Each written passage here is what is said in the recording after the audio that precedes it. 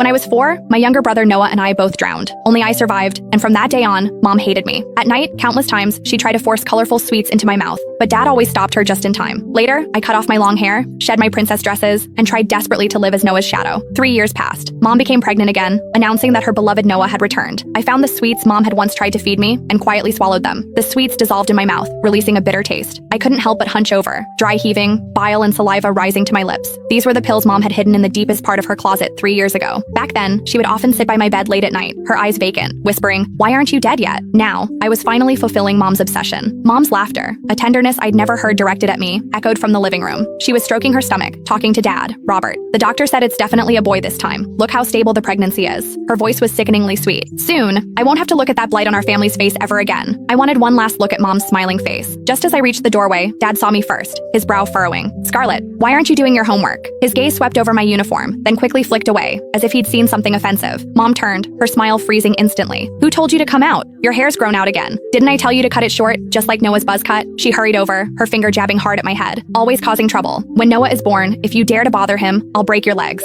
I flinched back, the red mark on my forehead stinging. The sweets in my stomach seemed to be dissolving, a throbbing pain rising in my abdomen, forcing me to bend over. Dad started to come to my aid, but Mom blocked him. "Don't touch her. She's probably just faking it for sympathy." I bit my lip, saying nothing, slowly retreating to my room. I lay on the bed, my body starting to twitch. The door pushed open. It was Dad, holding a glass of warm water. He placed the glass on my nightstand, hesitating for a long moment before saying, "Scarlett, your mom is pregnant. Her emotions are a bit volatile, so don't take it to heart." I shook my head, but only a weak whimper escaped. Dad's figure began to blur in my vision. Dad sighed, then simply pulled the blanket over me. "Get some good sleep. You'll be fine tomorrow." He closed the door as he left, and silence enveloped the room. Gradually, my vision blurred completely. "Mom, Noah is coming back. You won't have to suffer looking at me, your replacement anymore. This way, it's truly good." Mom pushed the door open just as I was looking down at my own hands. They were transparent, allowing the sunlight to pass through them, revealing a photo of Noah. She didn't glance at me on the bed. Instead, she walked straight to the desk, picked up Noah's photo, and meticulously wiped it clean, murmuring, "Noah, Mom's going to buy you a new bassinet today. Do you like blue or yellow?" She turned to leave, accidentally kicking the bed frame. Only then did she impatiently glance at me on the bed, frowning. "Still sleeping? The sun's practically noon. Get up and make breakfast. Do you want to starve Noah and me?" I floated in front of her, trying to speak, but she couldn't hear me. She shuffled out in her slippers, still humming a lullaby. From the living room, I heard Dad, Robert, scrambling eggs, and Mom's Claire's instructions. "Add 2 more spoonfuls of sugar." Noah always loved sweets. I floated to the kitchen doorway, watching Dad put pancakes on a plate. They were heart-shaped. I used to love pancakes like that too, but ever since Noah died, Dad had only made round ones. He said Noah didn't like anything fancy. Mom took the plate, carefully placing it in the center of the dining table, as if worshipping a precious artifact. "Go wake her up for breakfast," Mom told Dad, her tone full of impatience. "Don't let her make us late for buying Noah's bassinet." Dad put down his glass of milk and walked towards my room.